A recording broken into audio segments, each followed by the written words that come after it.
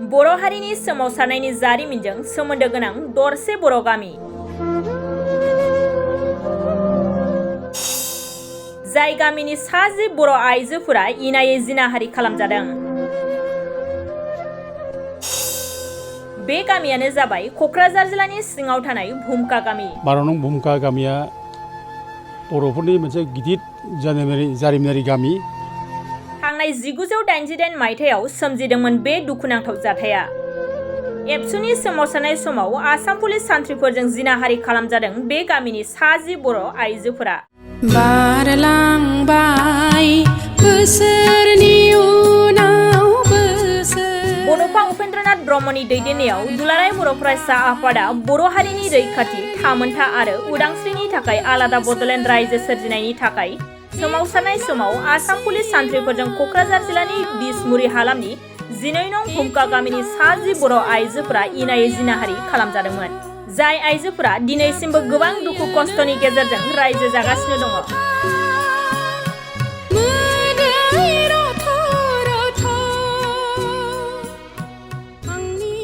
बर'नि सोमावसारगिरिफोरखौ नागिरफैनायनि असिलायै आसाम पुलिसनि सान्थ्रिफोरा थांनाय 1988 मायथाइनि 25 आरो 27 जानुवारि खालि हरनि समाव भुमका गामिनि सा 10 बर' आइजोफोरखौ इनायै जिनाहारि खालामनानै गालांदों। बारलांबाय बोसोरनि उनाव बोसोर। मिथिनाय बायदिब्ला भुगिनांनाय बिसोर सा 10 आइजोफोरनि नखरा दिनैसिम बिजिरनाय मोनाखै आरो सरकारनि अनसुंथाइ मोननायनिफ्रायबो जानगाराव थानांदों।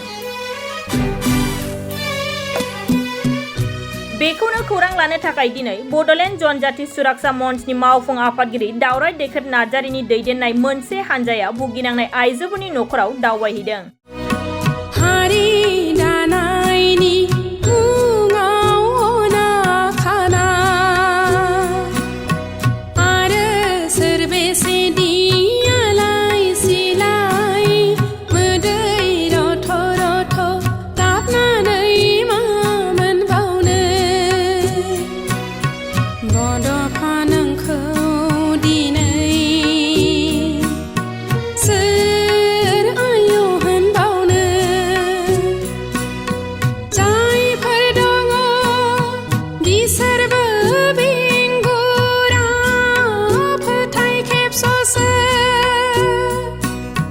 दिनैनि समा मैयाखौ गोसोखांलिया, दिनैनि सुबुङा मैयाखौ बावलांजोब्बाय। बारलांबाय बोसोरनि उनाव बोसोर। आङो बड'लेण्ड जनजाति सुरक्षा मन्चनि लोगोफोरखौ लानानै दिनै 12 नं भुमका गामियाव फैदों। 12 नं भुमका गामिया बर'फोरनि मोनसे गिदिर जारिमिनारि गामि। बे गामिया बावजायै गामि। बर'नि जारिमिनाव जुगे जुगे बे गामिया सनानि आंखालजों लिरजागोन। दा बे गामियाव 1988 मायथाइनि 25 आरो 26 जानुवारियाव आसाम पुलिस टास्क फर्स बिसिनि गाज्रि रेड खालामनाय समाव बे गामियाव बर' संग्रामनि एक्टिभिस्टखौ नागिरफैनाय नामाव बे गामिनि 10 बर' आइजोफोरखौ जिनाहारि खालामलांदों।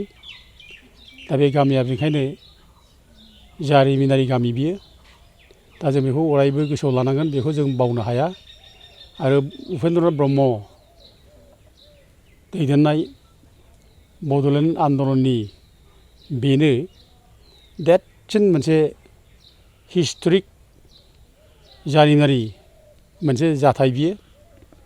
जे जाथायखौ लानानै गुवाहाटि हाइकर्टआ मोनसे भार्डिक्ट होदों। बे भार्डिक्टआनो जाबाय बे जाथायाव लोब्बा दंमोन बेखौ नागिरनो थाखाय CBI इनकुवारि होदोंमोन। आरो लोगोसे मानगोनां गुवाहाटि हाइकर्टआ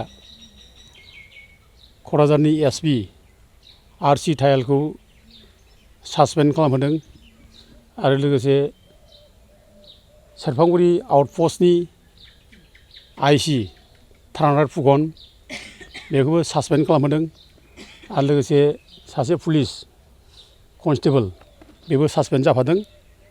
दा सिबिआइआ फैनानै बे तदन्त खालामफैदों। दा तदन्त खालामफैनायाव बे जायगानि गासिबो भिक्टिम मानसिखौ लानानै सोंनाय जादोंमोन। नाथाय दुर्भाग्य दुखुनांथाव जे आसाम पुलिसा सिबिआइखौ खुनुदिन कभारेट खालामाखै। जार फले गुवाहाटि हाइकर्टआ मोजां रिपर्ट मोनैखाय सिबिआइनिफ्राय मोजां रिपर्ट मोननो हायैखाय हाइकर्टआ भार्डिक्टआव होनदों जे भुमकायाव गेंरेप जादों, पुलिसा गेंरेप खालामदों बे नंगौ, नाथाय दसिया सोर बे दसिखौ दिहुननो हानाय जायाखै बिदि होननानै गुवाहाटि हाइकर्टआ भार्डिक्ट होदों।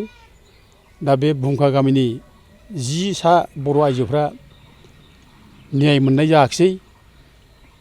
हयथ' जाय दसि पुलिसफोर बिसोरखौ हमनानै जुदि सास्ति होनायमोनब्ला पारफेक्ट न्यायखौ मोनगौमोन जों सानो। दा थेवबो मानगोनां हाइकर्टनि बिथोन बादियै बे 10 सा न'खरनो एकट्रिसिया कम्पेनसेसन हिसाबै 24-25 रोजा रां बिसोरनो माने गभर्नमेन्टआ होनो गोनां जादों। दा बे गुवाहाटि हाइकर्टनि मानगोनां चिफ जास्टिस गुमनमाल लधा जिएम लधा बिथाङा बे बिथोनखौ होदों। दा बे गामिया जारिमिनारि गामि बियो आरो लोगोसे बे बिराद गिदिर सनमाननीय गामि बियो। जों बे गामिखौ अरायबो सनमान होनांगोन, मान होनानै लाखिनांगोन आरो लोगोसे बे गामिनि जायफ्रा भिक्टिम जाबाय बे भिक्टिम जानाय आइजोफोरखौ जोङो गोजौ थाखोआव जों दोननानै अरायबो सनमान होनांगोन जों बेखौ लुबैयो। दा जेब्लानाखि घटना जादोंमोन 25 आरो 27 जानुवारि बे जानायनि उनावनो जोंहा सासे रिपर्टार फैदों गणसाम परदेसि होननाय। दा गणसाम परदेसिखौ आंनो बे जायगायाव फार्स्ट मटर साइकेल लाना फैनाय जादों। दा जेब्ला मटर साइकेल लाना फैयो बे जायगानि मानसिफ्रा गिनानै खारजोबदोंमोन, रावबो नुजाफैयाखैमोन। गथ' खि गोरों गिनानै बोराय बेन्थ' गिनानै खारजोबदोंमोन।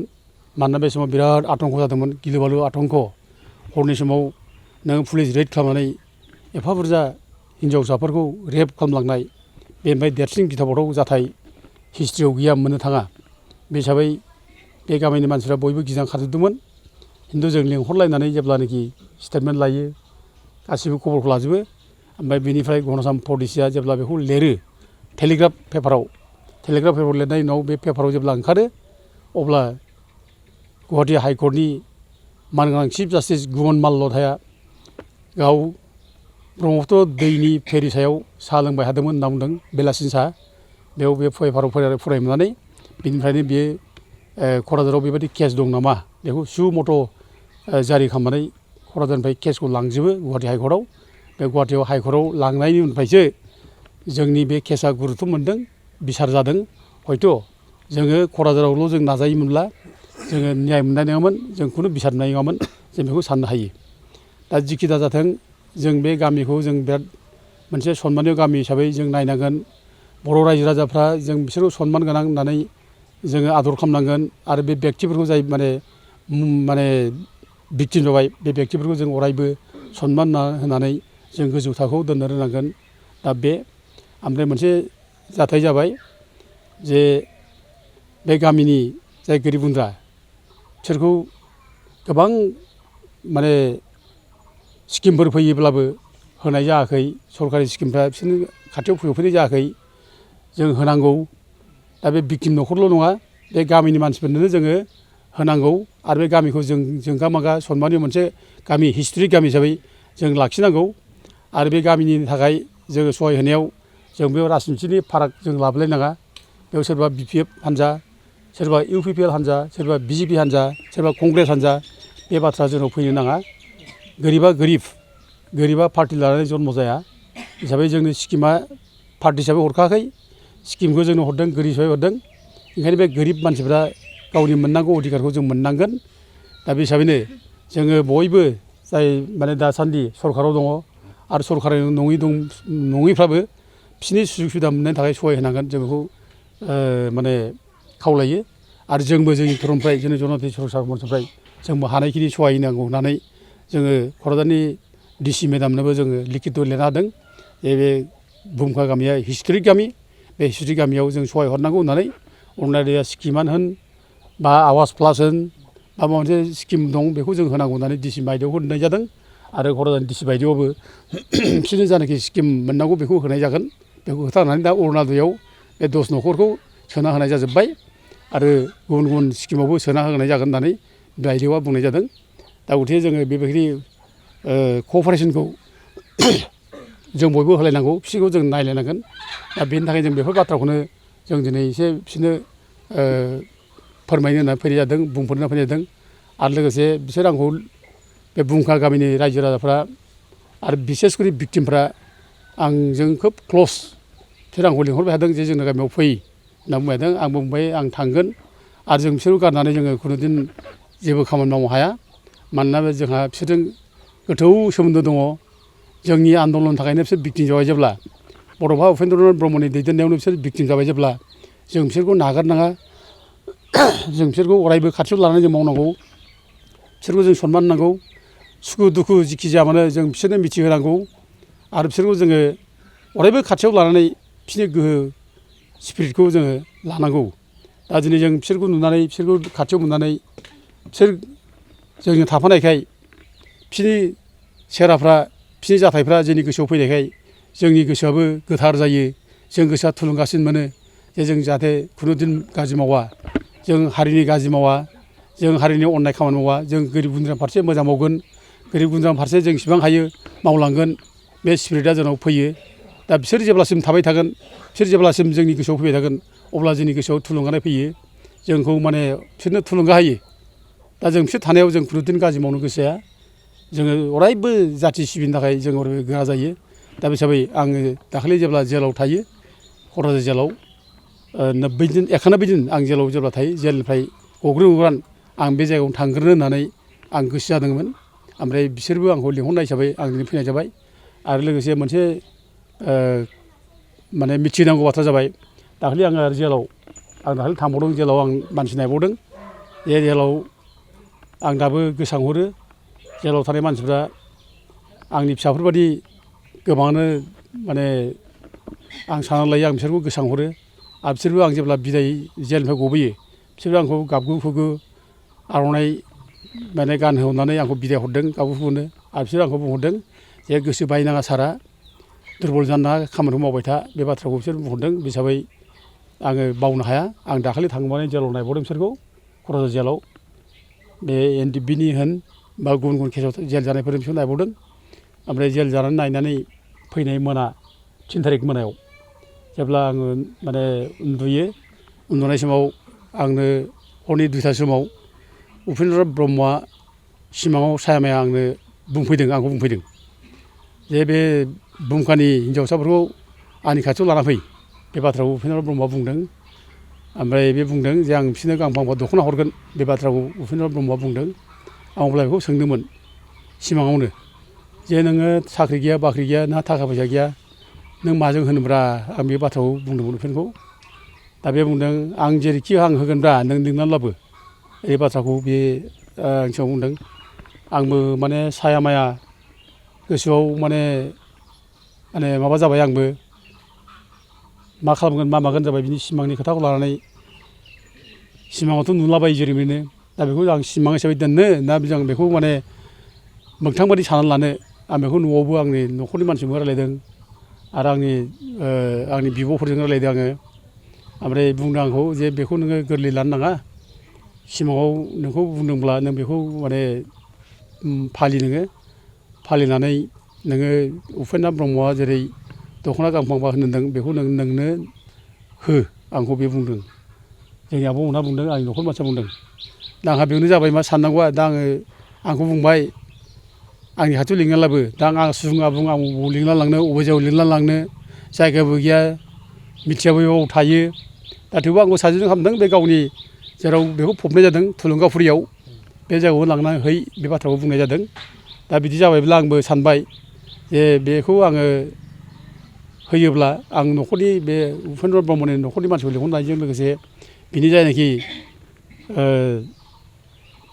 माने खोब हास्थायग्रा मानसिफोर बे जायखौ गाव उपेन्द्र ब्रह्म लोमजानाय समाव बिपद समाव हास्थायोमोन स्पेसियेल माखासे मानसिफोरखौ माने लिंनानै लांनानै आं बिसोरनि आखाइजोंनो गांफा दख'नाखौ बे दतमानि थुलुंगाफुरिनिफ्राय होनोसै आं बेखौ सानदों।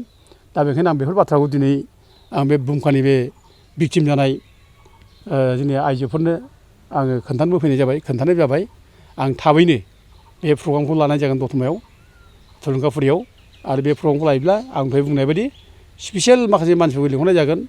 जे समाव उपेन्द्र ब्रह्मआ लोमजानाय समाव बे गाव हांख्रायदोंमोन जेनेबा मख'नो गोनां जायो जोंहा क'क्राझारनि सासे डक्टर आनन्द नार्जारि होननाय आनन्द नार्जारिखौ बियो लोमजानाय समाव नागिरोमोन माबा जायोब्लानो बेखौ लिंना लायनो थिनोमोन बियो। दा गथिखे बेखौबो जोङो खबर लानांगोन बे मा अबस्थायाव दङ। दा बिनि आखाइजोंबो जों जाहाथे गांसे दख'ना जों होनो हायो। आरो बिनि उनाव जेब्ला उपेन्द्र ब्रह्मआ जोंनाव थायो आन्दलन खालामनानै स्टार्टिं समावनो जोंनाव थानाय समाव गोबां डिस्टार्ब मोनदोंमोन बियो। सोरबा पुलिस नागिरफैयो बेखौ CID मानसि ओमफ्राय रायजो राजाफ्रा बिराद फैयो आरो बिनि लोगोफोर बिराद फैयो संकसनिफ्राय सदियासिम सानफ्रामबो डिस्टार्ब जाबाय थायो। फारसेथिं देहा रेस्ट मोना बेनिखायनो बियो रेस्ट लानो होननानै सराइबिलाव थांना थायो बियो डाक्टार धवान दं आरोखि डाक्टार धवान होननायनाव थांना थादों। डाक्टार धवानखौ बे गावनि फंबाय बायदि मोनोमोन आं गथिखे डाक्टार धवाना जेरावखि गैया मानो आं बेखौ खबर लानानै बेखौ लिंना लाबोनानै बिनि आखाइजोंबो गांसे दख'ना उपेन्द्र ब्रह्मनि होनो आं बेखौ दिनै आं सानदों। दा बिदिनो गोबां मानसि बेहा गावनि बिपद समाव हांख्रायग्रा लुबैग्रा मानसि दं बेखौ बुथुमनानै आं होगोन बेखौ सानदों। आं थाबैनो बे प्रग्रामखौ खालामगोन। दा बेखौ आं दिनै बे जायगायाव बुहुमखानि जायनाखि आइजोफोर बेयाव फैनानै बुंफैनाय जाबाय। आङो आसा खालामो बिसोरबो जेब्ला प्रग्राम खालामो बिसोर जयैनो थांगोन आं बेखौ आसा खालामो।